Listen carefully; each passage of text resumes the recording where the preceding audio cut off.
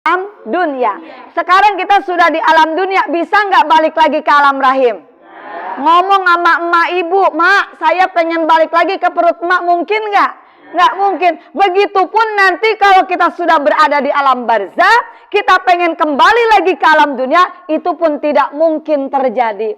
Contohnya orang tua kita yang sudah meninggal, kakek nenek kita yang sudah meninggal, apakah mereka sekarang kembali lagi ke alam dunia? Tidak. Maka kita akan meninggalkan alam dunia ini untuk selama-lamanya, yaitu kematian adanya. Oleh karena demikian adanya, ibu hati-hati sekarang hidup di dunia. Jangan sampai kita terlena dengan dunia. Karena dunia ini menjadi salah satu penyebab penghalang antara kita dengan Allah. Jadi ibu, ada yang menjadi penghalang antara kita dengan Allah. Ada yang menjadi penyebab tidak merasa nikmatnya ibu dalam beribadah. Ibu kalau tidak merasa nikmat dalam beribadah, jadi ibadah teh apa? Capek. Benar nggak? Kalau ibu ngerasa nikmat dalam beribadah, yang ada ibu ngerasanya seneng gitu, ketagihan, nikmat. Tapi kalau ibadah, ibu tidak ngerasain nikmat. Sedangkan yang ngerasain nikmatnya ibadah apa? Hati. Lezatnya ibadah, lezatnya iman adanya di dalam hati. Kalau lezatnya makanan pakai apa? Pakai lisan, pakai mulut. Tapi kalau mulutnya sakit, Bu, kalau mulutnya sariawan, gimana? Yang kelihatannya makanan enak jadi kagak? Enak. Kenapa? Mulutnya sakit. Sama hati juga. Kalau hatinya sehat, iman itu nikmat. Iman itu lezat. Kalau hatinya sehat, ibadah itu nikmat. Tapi kalau hatinya sakit, ya Allah, ibadah juga jadi kagak nih. Mana sih yang menjadi penghalang dalam kehidupan kita dari ibadah? Tambah dekatnya kita kepada Allah. Yang menjadi penghalang nikmatnya ibadah hati kita bersama Allah, pertama adalah dunia. Jadi yang menjadi penghalang antara kita dengan Allah, yang menjadi penghalang dalam beribadah adalah dunia. Terus gimana? Sekarang kita hidupnya di mana? Di alam dunia. Selama kita masih hidup, selama itu pula kita tidak akan meninggalkan dunia. Karena meninggalkan dunia berarti kita apa dong? Mati. Kalau mati berarti meninggalkan dunia untuk selama-lamanya. Bukan kita tidak boleh punya dunia. Bukan kita tidak boleh hidup di dunia. Tapi ingat, ad-dunya darul bala wal akhiratu darul jaza. Dunia adalah tempat ujian, akhirat adalah tempat balasan. Bukan berarti orang yang cinta dunia adalah hanya orang kaya. Ibu, buktinya Nabi Sulaiman, orang yang sangat kaya raya. Benar nggak? Punya kerajaan dan juga punya harta yang banyak, tidak menjadikan hatinya lupa kepada Allah. Jadi orang yang gila dunia, bisa aja orang miskin, bisa juga orang kaya. Kenapa hatinya tidak terbimbing? Maka kalau hati ibu terbimbing, hidup di dunia itu nikmat. Semuanya bisa dipakai buat ibadah. Apapun itu, baik berupa harta, baik berupa apa lagi, jabatan, kekuasaan, apapun yang sekarang kita rasakan, kita nikmatin, insya Allah dengan hati yang terbimbing, dunia akan menjadi jalan untuk mendekatkan diri kepada Allah. Dan insya Allah hatinya bukan tujuan ke dunia, tapi tujuannya hanya mencari ridhonya Allah. Maka orang ngaji bisa jadi dunia, orang sedekah bisa jadi dunia. Kalau hatinya bukan ke Allah, tujuannya karena pengen pujian orang, akhirnya membelok dari niat karena Allahnya. Makanya hati-hati hidup di dunia, jangan sampai kita tertipu dengan dunia, tapi jadikannya dunia sebagai tempat untuk tambah dekat kita sama Allah, jalan untuk menuju kebahagiaan di hari akhirat kelak. Amin ya Allah ya Rabbal. Ya, yang keduanya apa setelah dunia? Makhluk. Jadi yang menghalangi antara kita dengan Allah dalam beribadah adalah makhluk. Makhluk itu apa sih? Yang diciptakan. Kalau Allah Al-Khaliq, zat yang menciptakan. Nah, Allah adalah Khaliq. Selain Allah namanya makhluk yang diciptakan. Mana makhluk? Bisa keluarga, anak, harta, benda, ya, HP, TV. Itu kadang-kadang bisa menghalangi dalam merasakan lezatnya ibadah, nikmatnya ibadah. Gara-gara anak, jadi kagak sempat ngaji. Bu, anak udah pada gede gara-gara cucu misalkan. Gara-gara sibuk dengan dagang, gara-gara sibuk dengan urusan rumah, naudzubillah. Tapi insya Allah ketika ibu berusaha untuk selalu mendekatkan diri sama Allah, tidak tertipu dengan makhluk, tapi menjadikan makhluk itu pun tempat untuk selalu bisa tambah dekat sama Allah. Ibu punya anak jadi investasi akhirat. Gimana caranya anak jadi investasi akhirat? Ibu berusaha berjuang sekalipun ibu harus menangis demi anak. Sekalipun ibu harus utang pinjam demi anak. Yang penting anak mengarah kepada jalan ridhonya Allah. Tuh, anak bakal jadi investasi kebahagiaan buat kita kelak di alam akhirat. Jadi gara-gara anak insya Allah ibu jadi bahagia. Amin ya Allah ya Rabbal. Jadi yang pertama adalah dunia yang menjadi penghalang dalam beribadah. Yang kedua adalah makhluk. Baru yang ketiga adalah hawa nafsu. Selama kita hidup, selama itu pula kita punya hawa nafsu. Hawa nafsu tuh keinginan dalam diri kita. Ibu, nih yang namanya hawa nafsu, ibu dia kagak mau diatur. Dia kagak mau diatur, pengennya merasa bebas, puas.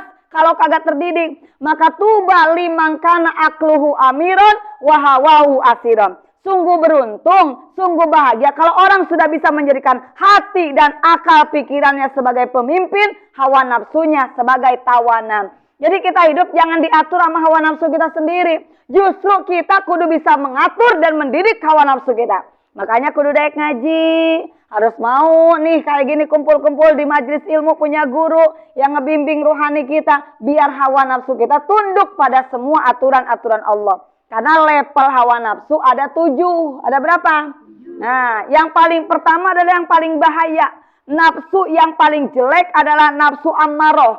Ammaroh itu selalu memerintah kepada keburukan. Gak ada kebaikan di dalamnya.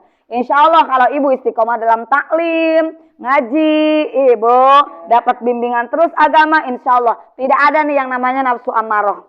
Mungkin nih yang kedua, yang ketiga, mungkin masih ada. Apa lawamah dan mulhimah. Lawamah apa itu? Ibu sudah mulai ada jiwa menyesal, hanjakal kalau berbuat keburukan, nyesel kalau ketinggalan ngaji, sedih kalau ketinggalan tahajud, sedih kalau nggak bisa sedekah, ada nggak? Nah, berarti jiwanya udah ningkat, nafsunya lawamah. Kemudian ada amal baiknya, mulhimah. Bukan hanya nyesel, bukan hanya sedih, ada peningkatan perbuatan baiknya. Seperti alhamdulillah ngajinya udah gak mau ketinggalan. Biar katanya di rumah lagi repot. Bener gak? Udah beres belum sekarang? Yang udah-udah, yang belum-belum ya. Tapi kata ibu, wah udah 8:30 nih waktunya ngaji. Tinggalin tuh urusan dapur, urusan rumah. Kenapa? Mau ngaji. Takut kata ibu ketinggalan ngaji. Ada kebaikannya. Ibu udah nyiapin duit buat sedekah. Ada kebaikannya. Sholat udah gak berani ditinggalkan. Bahkan ibu selalu istiqomah dalam sholat sunatnya. Berarti insya Allah jiwanya udah meningkat kepada jiwa mulhimah. Dari ammaroh, kemudian lawamah, kemudian mulhimah, ada ahlakul karimah yang baik. Nah ketika ibu istiqomah dalam bimbingan seorang guru, duduk hadir terus di majelis ilmu, mendekatkan diri sama Allah, maka jiwa ibu akan menjadi jiwa yang mutmainnah. Nah ini, jiwa yang tenang. Bu, nikmat gak kalau punya jiwa yang tenang? Karena kehidupan kita itu kan cuma antara dua. Ya, kadang-kadang kita dalam keadaan suka, duka, ya. Kesedihan dan kebahagiaan itu pasti, Bu. Kalau hidup di dunia pasti dua-duanya ngalamin. Ngalamin kesedihan, ngalamin kebahagiaan. Ngalamin sehat, ngalamin sakit. Ngalamin susah, ngalamin senang. Itu udah pasti, kecuali nanti di akhirat. Yang bahagia, yang nikmat, yang sehat di surga. Bu, yang sengsara, yang sedih. Di mana? Di neraka. Sekarang mah semua ngalamin. Namanya juga hidup. Nah insya Allah dalam kondisi apapun, ibu akan memiliki jiwa yang mutmainnah. Sedangkan jiwa yang mutmainnah adalah jiwa yang pandai bersyukur kepada Allah dan jiwa yang sabar. Jadi kondisi apapun bisa menjadi orang yang bersyukur, bisa menjadi orang yang sabar. Nggak pernah marah, aral dalam kehidupan, ridho dalam kehidupannya. Kemudian dia pandai bersyukur dari semua karunia dari Allah. Itu namanya jiwa yang mutmainnah. Jiwa yang ditenangkan sama Allah. Mudah-mudahan jiwa kita, nafsu kita menjadi jiwa yang mutmainnah. Sampai pulang kepada Allah. Ibu, tapi kadang-kadang berubah-ubah ini nafsu ya. Makanya selalu kita minta bimbingan dari Allah Subhanahu. Nah, nanti ada lagi nafsunya rodiyah, mardiyah, kamilah. Ridho dan ridhoi bahkan menjadi nafsu yang kamilah yang sempurna. Jadi penghalang dalam beribadah, Bu, yang sampai kita tidak bisa merasakan lezatnya ibadah, nikmatnya ngaji, nikmatnya tadarus, nikmatnya berdua-dua dengan Allah, karena ada penghalangnya adalah hawa nafsu. Maka jadikanlah hawa nafsu kita tunduk dan patuh atas semua aturan Allah dalam bimbingan guru kita. Baru yang terakhir, siapa yang suka ngehalangin dalam ibadah? Ibu-ibu pasti tahu. Siapa? Yang gak kelihatan, tapi dia ngelihat kita. Setan. Jadi pertama yang halangin ibadah teh dunia, yang kedua adalah makhluk, ya. Yang ketiga adalah hawa nafsu, yang keempat adalah setan. Setan bisa melihat kita nggak bisa ngelihat setan. Setan bisa masuk ke dalam diri kita nggak bisa masuk ke dalam setan, betul? Setan mana masuk ke dalam hati? Alladzi yuwaswisu fi sudurin nas. Setan itu ngebisikin ke dalam hati manusia. Terus aja menggelincirkan manusia. Karena memang setan udah bersumpah kepada Allah. Wa izzatika wa jalalika ya Allah. Demi kemuliaan dan keagunganmu ya Allah. Setan aja mengakui Allah itu zat yang maha mulia. Setan aja mengakui Allah itu zat yang maha agung. Dan setan juga takut sama Allah. Tapi karena setan udah dilaknat sama Allah, maka dia mau cari teman sebanyak-banyaknya buat nanti di mana? Di dalam neraka. Maka kata setan, la ugwiyannahum abadan. Aku akan menggelincirkan semua keturunan Abi Adam abadan selama-lamanya. Jadi nggak ada satu orang pun yang lepas dari godaan setan. Kecuali satu kata setan, illa ibadakal mukhlasin. Kecuali hambamu ya Allah yang punya hati yang ikhlas, hati yang bersih, hati yang sehat, gak banyak penyakitnya. Oh, setan nyerah. Bu, setan nyerah, dia nggak bisa ngegodanya, sulit menggelincirkan orang yang hatinya ikhlas. Makanya belajar ngebersihin hati, jangan ada dendam dalam hati, kebencian sama orang lain. Ibu, kecuali bencinya karena Allah. Jangan ada sombong dalam beribadah, kita nggak boleh ta'ajubun nafs, semuanya karena Allah. Jangan sampai kita tujuannya bukan ke Allah tapi ke makhluk, tujuannya pengen pujian orang jadi ria kita. Insya Allah kalau hati udah ikhlas, selamat kita dari bisikan-bisikan iblis dan setan. Makanya bentengin hatinya. Apa benteng dari setan? 3. Ya, benteng dari setan pertama masjid, musola, dan majelis taklim. Persamaannya apa? Masjid, musola, majelis taklim. Makanya jangan jauhin tuh. Datengin tempat sujud masjid.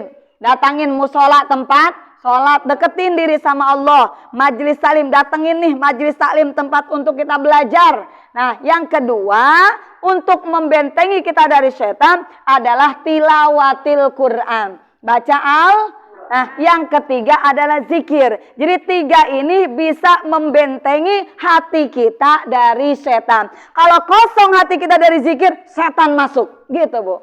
Kan gitu. Jadi dalam hati itu selalu nih, ya, berperang antara siapa yang masuk, apakah malaikat, apakah setan, tergantung kuatnya kita. Kalau kuat zikirnya, kuat dekat kepada Allahnya, yang ngumpul di dalam hati kita adalah malaikat-malaikat rahmat Allah. Kalau ibu lalai, sholat udah mulai entar engke, tempat sujud udah mulai ditinggalin misalkan, ya, Quran udah nggak pernah dibaca lagi, Bu, kemudian zikir udah mulai sedikit bahkan meninggalkan zikir, maka yang masuk ke dalam hati kita adalah setan. Sehingga kalau setan udah masuk ke dalam hati, maka dia akan mengalir seperti aliran darah ke seluruh anggota tubuh kita. Akhirnya matanya jadi mata setan, telinganya jadi telinga setan, mulutnya jadi mulut setan. Tidak ada kebaikan dalam kehidupannya. Naudzubillahi min.